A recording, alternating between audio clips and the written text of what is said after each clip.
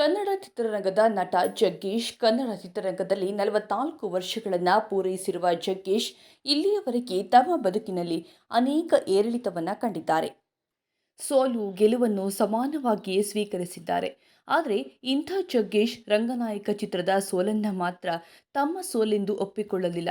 ಬದಲಿಗೆ ಎಲ್ಲದಕ್ಕೂ ಕನ್ನಡ ಚಿತ್ರರಂಗದ ಸರಸ್ವತಿ ಪುತ್ರ ಗುರುಪ್ರಸಾದ್ ಕಾರಣವೆಂಬ ಅರ್ಥದಲ್ಲಿ ಮಾತನಾಡಿ ಆ ಚಿತ್ರಕ್ಕೂ ತಮಗೂ ಸಂಬಂಧ ಇಲ್ಲ ಎಂದು ಕೈತೊಳೆದುಕೊಂಡ್ರು. ಜಗ್ಗೇಶ್ ಅವರ ಈ ನಡೆ ಹಾಗೂ ನುಡಿ ಬಗ್ಗೆ ಅನೇಕರು ಚಕಾರ ಎತ್ತಿದ್ರು. ಹಿರಿಯ ನಟನಾಗಿ ಈ ತರಹದ ಮಾತು ಬೇಡವಿತ್ತು ಎಂಬ ಅಭಿಪ್ರಾಯವನ್ನು ವ್ಯಕ್ತಪಡಿಸಿದ್ರು. ಇದೆಲ್ಲವೂ ಆಗಿ 4 ದಿನದ ನಂತರ ಜಗ್ಗೇಶ್ ಇದೀಗ ನಂಬಿಕೆ ದ್ರೋಹ ಹಾಗೂ ವಿಷ ಇಟ್ಟು ಸಂಭ್ರಮಿಸಿದವರ ಕಥೆಯನ್ನ ಹೇಳಿದ್ದಾರೆ. ಹೌದು, ಸಾಮಾಜಿಕ ಜಾಲತಾಣದಲ್ಲಿ ತಮ್ಮ ಹಳೆಯ ಆ ದಿನಗಳ ಫೋಟೋ ಹಂಚಿಕೊಂಡಿರುವ ಜಗ್ಗೇಶ್ ಅದಕ್ಕೆ ಹಳ್ಳಿ ಹುಡುಗನ ಕನಸು ಎಂಬ ಶೀರ್ಷಿಕೆಯನ್ನ ಕೊಟ್ಟಿದ್ದಾರೆ. ಈ ಚಿತ್ರಗಳ ಮೆಲುಕು ಹಾಕಿ ಮತ್ತೊಮ್ಮೆ ನೋಡಿ ನನಗನ್ನಿಸಿದ್ದು ಇವನು ಇಲ್ಲಿಂದ ಬೆಳೆದವ ಎಂದರೆ ಸಿನಿಮಾ ಕಥೆ ಓಕೆ, ಆದರೆ ನಿಜ ಜೀವನದಲ್ಲಿ ಯಾರು ನಮ್ಮವರು ಬೇರೆಯವರು ಯಾಕೆ ನನಗೆ ಅನುಮಾನ ಬಂತು ಅಂದಿದ್ದಾರೆ.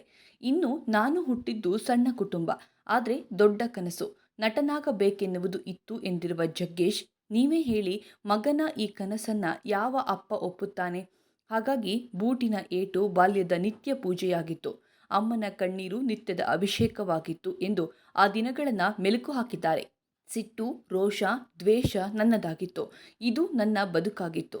ಈಗ ನೆನೆದ್ರೆ ನನ್ನ ಬಗ್ಗೆ ಅನುಮಾನ. ನಾನು ಇಷ್ಟು ದೂರ ನಡೆದು ಬಂದೆನೇ ಎಂದು. ಸಾಧಿಸುವವರಿಗೆ, ದಾರಿ ಕಾಣದವರಿಗೆ, ಅಸಹಾಯಕರಾದವರಿಗೆ, ಕೊನೆಯ ಘಟ್ಟ ಎಂದುಕೊಂಡವರಿಗೆ ನನ್ನ ಬದುಕಿನಿಂದ ಸಣ್ಣ ಧೈರ್ಯದ ಚಿಲುಮೆ ಚಿಮ್ಮಲಿ ಎಂದಿದ್ದಾರೆ ಜಗ್ಗೇಶ್.